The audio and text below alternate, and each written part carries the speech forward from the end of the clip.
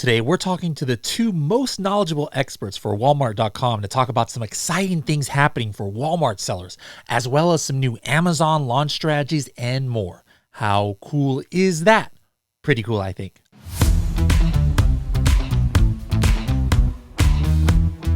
Hello, everybody, and welcome to another episode of the Serious Sellers Podcast by Helium 10. I am your host, Bradley Sutton, and this is the show that's a completely BS-free, unscripted, and unrehearsed organic conversation about serious strategies for serious sellers of any level in the e-commerce world. And representing the Walmart part of the e-commerce world, we've got a couple serious sellers here, Carrie and Michael. Welcome back to the show, guys. Thank you. Thanks for having us. All right, Michael, you are traveling all over the place. You're like in a shopping mall or something right now trying to come on here. We've been having a heck of a time getting you on, but were you out there visiting your fiance, or this is a work trip? Yeah, so I'm actually out here visiting my fiance, but it was partially work because I have to fly to Arkansas to meet with Walmart and Sam's Club on Monday. And from LA, there's no direct flights. So it takes like 9 hours. I think there's sometimes, but they're all sold out. So it takes 9 hours to get there. Bentonville? Yeah, Bentonville. Yeah. So it takes 9 hours to get there. I remember those days when I would go out there. There's like no way to get. I mean, it's like the middle of nowhere, but like where half the population all works for Walmart in that little small exactly. town. So let's actually talk about that, because what you're attending is something I believe called Open Call. So if you can explain like what that is and why. Because this is something I've been preaching for like ever, like of why Walmart, getting on Walmart.com is important, because it's like a gateway to like what I think is the holy grail in retail. But why don't you talk about what Open Call is and why it's such a cool opportunity for Walmart.com sellers? Yeah, so Open Call is something that's really exciting because it's so different. And, you're starting to see this with Walmart is they really want to grow their .com. So they're leveraging a lot of what they have in place already to work on leveraging their .com. So now, they have their stores, they're using them as distribution capabilities. They have a lot of brands who sell in their stores. They're forcing them to spend money on Walmart.com and list on Walmart.com. So one of the things that they're doing is they're incentivizing brands to sell on Walmart.com by telling them that they have the potential, if they sell on .com, to be brought into stores. And it's really interesting because what Open Call is in general, the main concept was they want to support like American jobs, American opportunities, American brands. So they committed $350 billion to buy from these brands. So it's not necessarily they're looking for the largest brands or the biggest companies who could deliver the largest POs. Here they're looking for something different, which is U.S. Brands, entrepreneurs. They're looking for that. But what they specifically outlined and they've been saying, and this is how they chose people for Open Call, is if you sell on .com and you do well on .com, or even if you just put the effort to .com, there's a very big chance they'll choose you for Open Call. And what's really, people are like, what? I'm only sold a few $1,000s of my SKU on Walmart.com. Why would that mean that they would meet with me and potentially give me a few $100,000 PO or anything like that? And for them, it's because what they're looking for is two things. Number one, to incentivize sellers to sell on the platform, because they know that's how Amazon grew and they know that's what the lifeblood of their platform is. But also it shows up, even though it's small, it shows a proof of concept, because their website obviously doesn't have as much volume.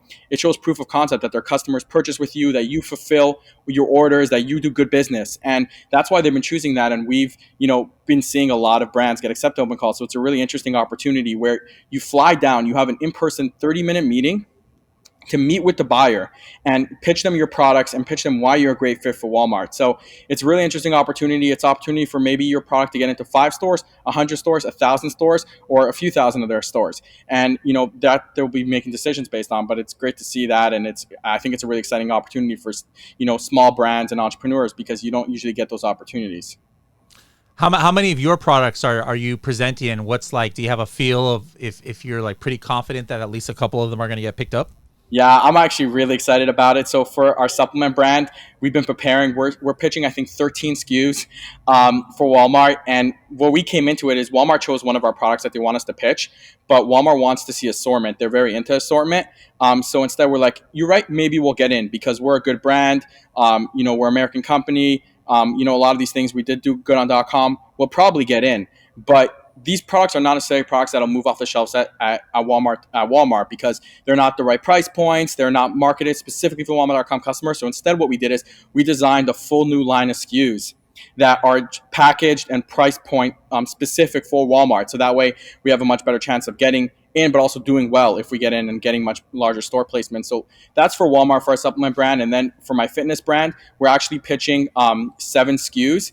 And the reason why we're pitching a lot of SKUs also is we're positioning them as like working within a system. So it's like a workout system. So each one helps cross sell each other, which is great because Walmart's really looking for assortment. And then we have a meeting with Sam's Club, which is owned by Walmart. It's part of their Sam's Club has like a different type of offering. They're looking for different type of offer, bigger bottles, bigger things. So we designed specifically for them SKUs that will work really well for them. So it's going to be really exciting. I'm excited to see how it goes. It's 30-minute in person. You don't have to work with a broker. It's really it's like a real relationship. They asked everybody to submit videos, 30-second videos about you, about your company. So like, you get to see who's posting, you get to see these brands, what they're posting. And it's a lot of just American companies, small brands. So it's interesting. Any of these, your Walmart.com action that you've been doing, has any of it been on the vendor side? Like, because I know there's a difference. You can use Amazon or you can use Walmart just like people use Amazon as a third-party seller, where you just put on your own offerings and you fulfill it yourself, or you fulfill it through WFS. But then, like, on Amazon, sometimes what they call Vendor Central. Amazon will reach out and then cut POs, and it's like shipped and sold by Amazon, but it's really your product. Walmart has something similar where they would like buy the product from you, and then it's kind of like shipped and sold by Walmart. Are any of your SKUs done like that, or is everything still kind of like you're the seller of record for it? So we have still a couple SKUs that were like that what you're saying, but the thing is, Walmart's actually pushing sellers to sell themselves and sell through WFS. They're moving away from DSV and 1P for just specifically .com. So like on new products, they always say, we rather you sell WFS, and honestly it's better for your margins and everything. We actually had a product that was 1P with Walmart, and Walmart told us, let's switch this over to WFS. It's not, even though they make more money by 1P, they really want to have this ecosystem of sellers who are really promoting their products, managing their products, pushing their products, and really growing the platform like that. So it's interesting that they're moving away from that.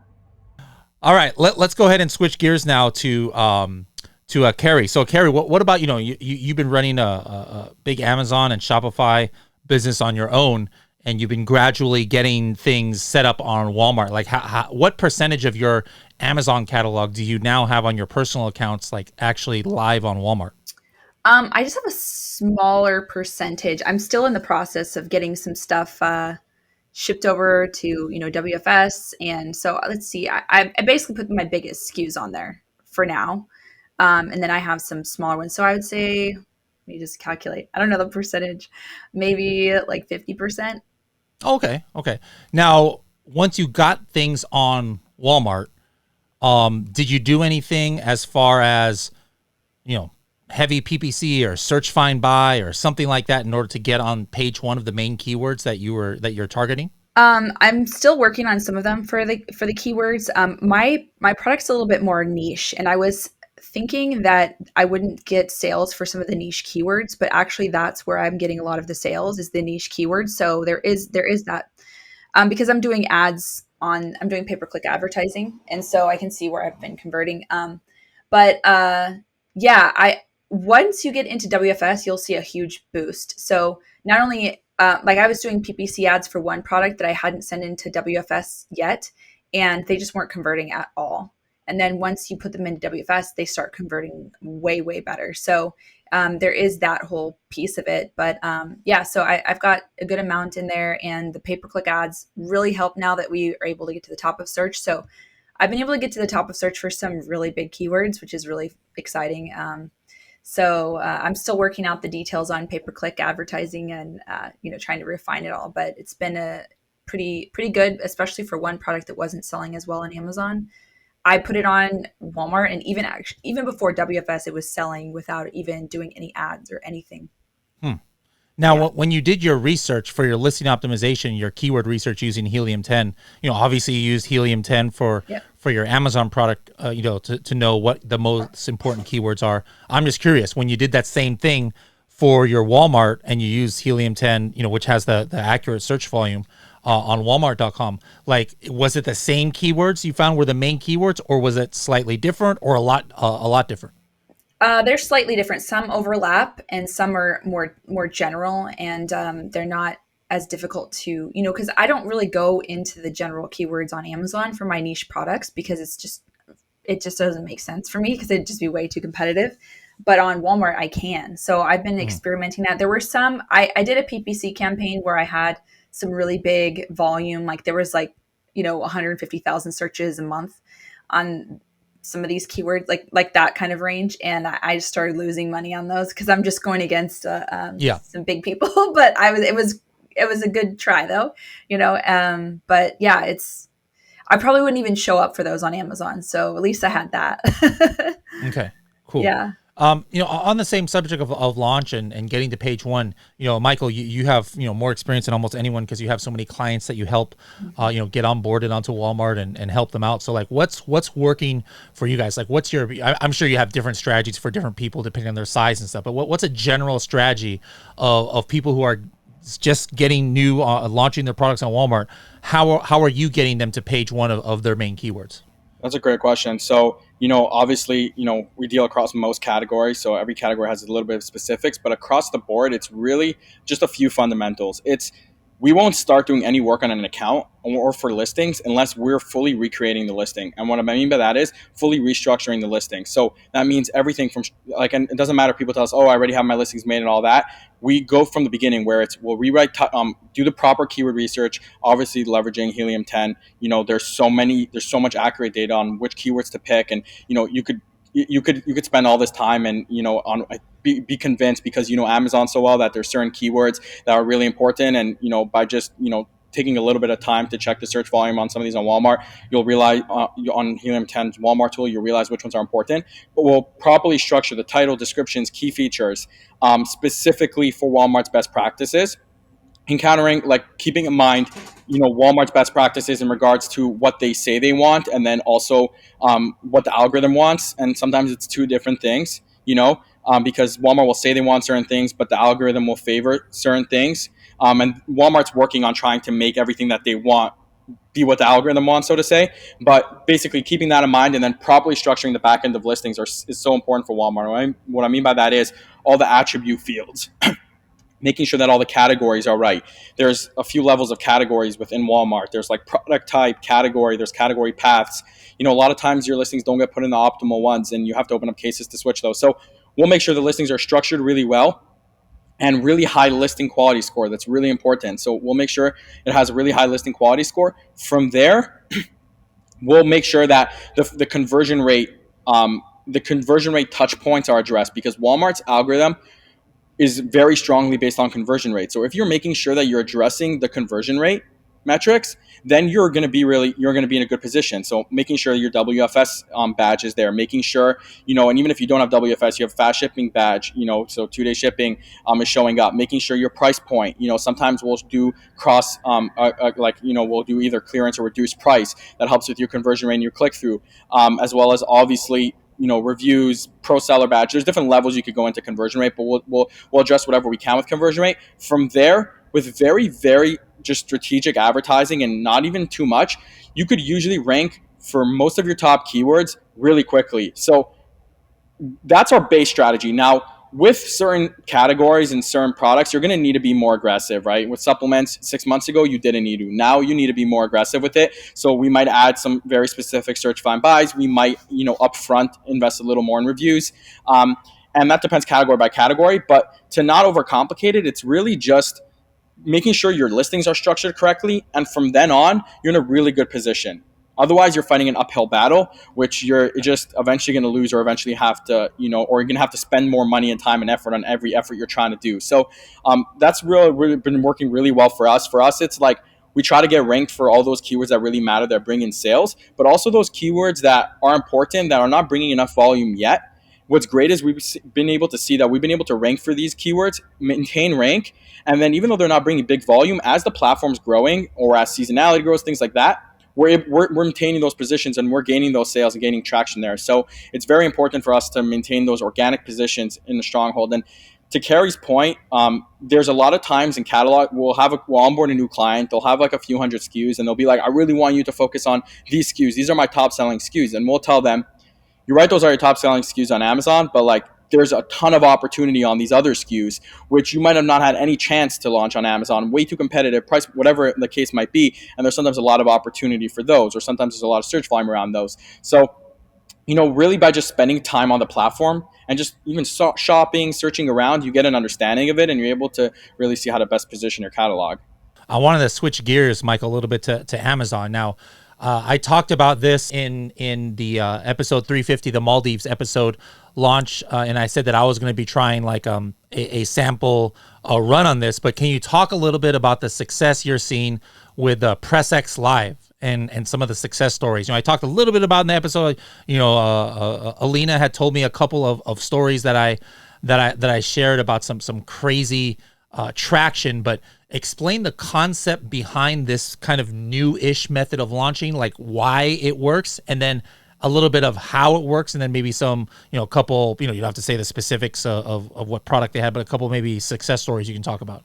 Awesome. Yeah. So, I've always felt this with Amazon is that there's always been tactics for launching products. And when the platform was newer, tactics lasted for longer. But I've always tried to find things that fundamentally made sense because those stay and you're able to really scale those. And there's so many different advantages you get from them. So, press is very interesting because if you think about the challenges, right, where Amazon is, the challenges with launching, and there's some stuff that just come to mind. It's like, number one, launching a new product, you don't have reviews. No matter how much money you have and how much you really can't scale reviews at the pace you need to. We launched our supplement brand. We had a large budget, hundreds of thousands of dollars dedicated to try to, really launch properly, but you can't scale the amount of reviews that you need to get to fast enough. So that's one big issue. We know that Amazon's, been favoring external traffic a lot. We know that a lot of the tactics of actually launching products and a lot of the so to say, gray hat tactics and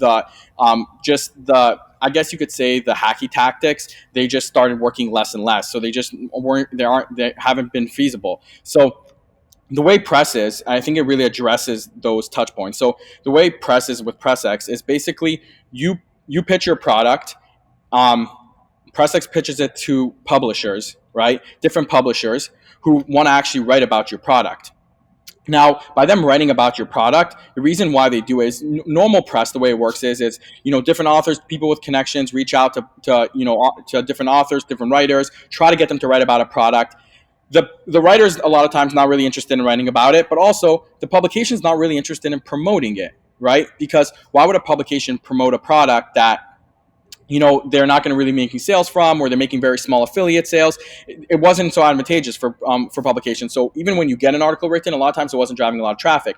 The way this works is you pitch it to the publication writes about it, and they get paid per click. Now, they don't get paid per click for clicking on the article. They only get paid per click when the person clicks on the product that's within the article. So the publication writes an article about your product, which is in essence usually a review. And what's great is your product really well, so you could tell them specific things that you want them to try to include and talk about the product. And then they'll write their own messaging around that, but a lot of times they'll include those things. You could even send them different images, different UGC you have. So if it's good, they might include it in the article as well. And what happens is they write an article. So let's say, for example, Women's Health picks it up. So they write an article about your resistance bands, let's say.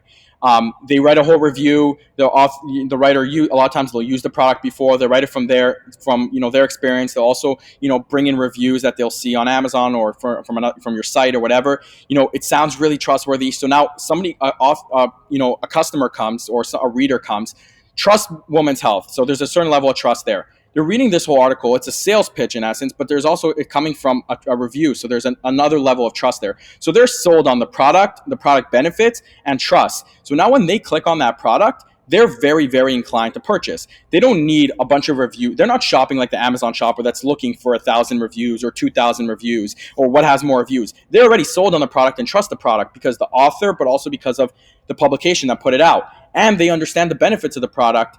And if they want the product, because that'll be included in the article. So when they come to your product, number one, it's external traffic. Number two, it's high converting traffic because they're not going to click on it unless they're actually somewhat interested in purchasing. And number three is they're not shied away by the amount of reviews you have because, a lot of that is overcome really in the article where they address that. So it's really been, and you don't have to pay unless they actually read through the article. So I think it's a very interesting way to launch products, and I think it's the future for launching products for a lot of different reasons. And it allows you to really get authentic customers who also, especially if you're in spaces that are competitive like beauty and supplements but have repurchase rates.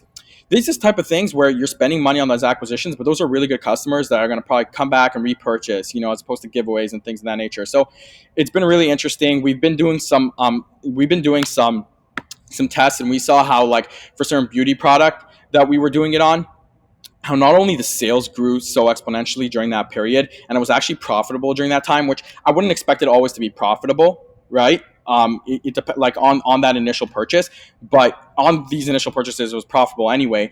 But not only that, our BSR increased like crazy. Then we got to number 9 in beauty. But then also what happened was we got a ton of subscriptions, and when I saw the subscription rate from those customers were higher than the subscription rate from customers purchasing on Amazon, because I think they were just less skeptical. So a lot of times Amazon customers will purchase and then they'll subscribe. Here we saw a really high repurchase rate then. And not only that, the really cool thing is, and I'm Jewish, I always like a little bit of free extra money. Amazon's attribution model with Amazon at new brand referral bonus program, they actually give you 10% back for any external traffic you're driving. So what you do is you could actually use that link and give it to the public within PressX. You submit that, and that's what the publication uses to actually promote your product. So not only you could track the sales, and sometimes attribution doesn't track accurately, but for any of the sales that it tracks, you're getting 10%. You're getting 10% back too. So that's great as well. And you get to see click-throughs, conversions, and things of that nature. So I think it's really interesting. It just I suggest, like, and I think there's a big opportunity. Direct consumer brands are going to start doing this as well. But Amazon brands get so much more out of it because it's like you're getting that rank, you're getting that external traffic, you're getting these really loyal customers. So I love it. All right, well, we got to get that. Make sure to reach out, Michael. We got to get PressX into the Seller Solutions hub.helium10.com. So make sure to reach out and let's get that in there. But in the meantime, you guys want to check out more information, go to pressx.live. And then I'll be trying to do a case study on that for a Project X or Project 5K, so I can show you guys how it works in the near future. Now, back to Carrie, like on the Amazon side. What about you? How's your Amazon business going? How have you been dealing with shipping price increases and things like that? What's working for you? What's not working for you on the Amazon side? Well, I actually am getting ready to do PressX Live, so I'm going to be doing that soon. So I'm excited for that. Nice. But Amazon, we've been steadily growing. So over the years, we've just been really steady and just continuing to grow, and our brand is expanding. And so in terms of what's working, I think is just consistently, like, I actually updated some images. I realized some of our best-selling products had terrible images on them. And I updated the images, and that's helping quite a bit. But I mean, I'm really just doing the same things we're doing. We're consistent with pay-per-click advertising, just consistent with making sure that we're always in stock. We actually had to raise our prices because of inflation. So we didn't go that much higher. We only raised them about $1. So we're kind of, continuing to look at that. But I also did some post-purchase pro strategies, and we got some sales that way by just following up with customers and getting them to reorder on Amazon, which was really how did you capture their is this only the Shopify customers, or are you talking about some Amazon customers? Amazon customers, yeah. So we did some follow-up. So do you have an insert card, or how did you get we have an insert card, and then we have a coupon code that goes with that, so we kind of tracked it that way. So when people use the coupon code, you could see that's where they got it from. So it's, it's a slower build, but it definitely is something that over time I know is going to work, because we weren't doing that before. So we were kind of leaving money on the table, and I'm pretty excited about that. But yeah, I'm really excited for the PressX stuff, just trying to send some outside traffic. And our Shopify has been doing pretty well too. We've been upping our ads, our Facebook ads, and we've got a lot of repeat purchasers on our Shopify site. So we've been growing and focusing on that too, because it's just easier to control the customer journey there. And we didn't really focus on it as much before, but it's definitely adding quite a bit of revenue every month, and we're really happy with that focus as well. But I really am diversifying everything. We're on Walmart, Shopify, and Amazon. So we're really, not making it so that we're stuck on one platform. And that I think is Yeah. important. Yeah. So, yeah, I mean, we just really do basic stuff. I mean, we're not really doing any kind of hack other than just basic things and being consistent with them. And I know some people are down, but we've been growing consistently. So that's pretty good for us. Now, remember, guys, a lot of the stuff that Michael and Carrie just mentioned, be it the attribution links so that you can get the bonus, and Carrie's talking about insert cards so you can capture customers' information stuff. Remember, Helium 10 has all this stuff now. A lot of people don't realize they're paying other services or trying to figure out how to do it in Seller Central, but we've got all this. And part of some of these have been recent updates in our bigger, better launches. Now, Carrie, what about you? You're not just a Helium 10 employee, but you're an Amazon seller, you're a Walmart seller. Of the things that we've launched lately, what would you say is, other than the attribution tool, like what are some of your favorites that you've been using or that you think you're going to use? Well, I love on Cerebro the one-click filters. I just went in there because I did some serious manual research months ago, and kind of like really went through every single word that came, and I was looking for those opportunity keywords, and I utilized the one-click filter and just found a few more. And I haven't been the best at doing my own PPC, but we launched another brand and I'm doing the PPC for it. And I started just with those keywords that I found. I did manual exact campaigns with the keywords I think are going to be the best. And we've been doing pretty well, like with the conversion, and I'm seeing sales, going up pretty well with just using the words from Cerebro that I see as opportunities that maybe people are missing, and putting them into different campaigns. So I think Cerebro has always been just my favorite tool, and constantly going back in there and checking those keywords. I find more. I think the last time I did the keywords was two months ago when I checked last, and then I found more because this summertime, people use this particular product for camping stuff. And so those camping keywords are coming up more now that I didn't see before. So yeah, so keyword research, I think being consistent with your keyword research is going to help with pay-per-click and just, optimization in general. I think a lot of us kind of fall on that, especially if you have a lot of SKUs. But that's something I'm focusing on. And with the one-click filters, I think that's probably the best the best tools that we've launched in a while, in my opinion. I love that because it just saves me a Awesome. lot of time. All right, now let's switch gears. Now, you two are going to be on stage together at the Sell and Scale Summit that is coming up in September. And so what I've been doing is having different speakers at that event come on here and give, not to give away their whole presentation or anything, but if you can just give one little tidbit of some information that you're going to give out in your presentation to show people the value and the level of coolness that they're going to be able to experience if they come to Sell and Scale, which actually not coincidentally, but it is sponsored. Our principal sponsor for this is Walmart itself, and they'll be there in person answering your Walmart questions and your WFS questions. They'll have representatives right there. So that's reason enough to go. But Michael, first of all, can you give us like one little thing that you're going to talk about in your presentation at Sell and Scale to kind of whet the appetites of the attendees? Yeah, so we have a few different ranking tricks that I definitely wanna I'm definitely gonna want to drop there. But something that I think is going to be really valuable for everybody is there's a few key things that you could focus on that next year.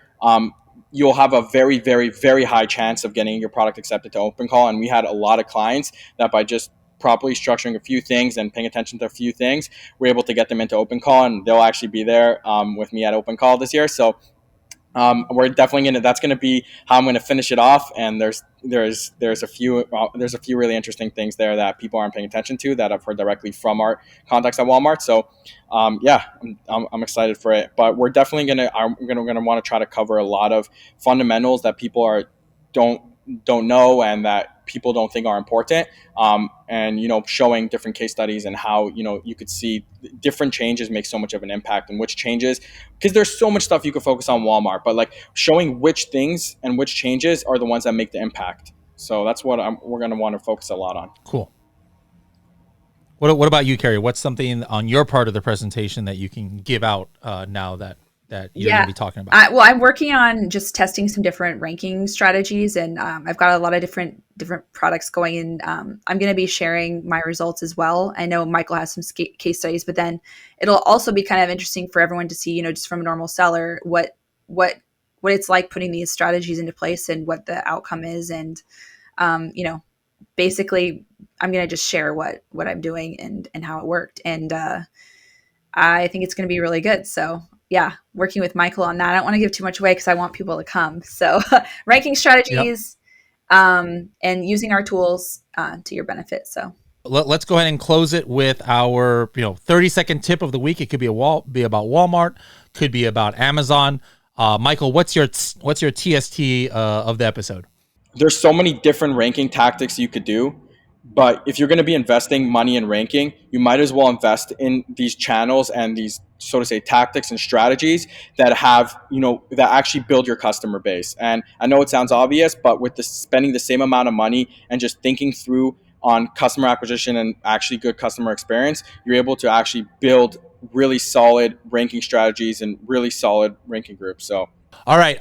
Carrie, what about you? What's your 30-second tip of the week? Yeah, mine is to think kind of long term and to just always focus on the basics, because I know I have kind of fallen off the wagon with the basics. Like I was mentioning before, doing keyword research every few months, finding those opportunity keywords. Now it's super easy to do that, but also investing in strategies off of Amazon, like, PressX and just, blog writing. There's a lot of information out there on how to kind of keep building your brand outside of Amazon so that you can have a presence all over the place. And I think that's kind of what I've been thinking of more, is how can I build this outside of Amazon while also, building it on Amazon. So it kind of all works together. Blog writing, influencers.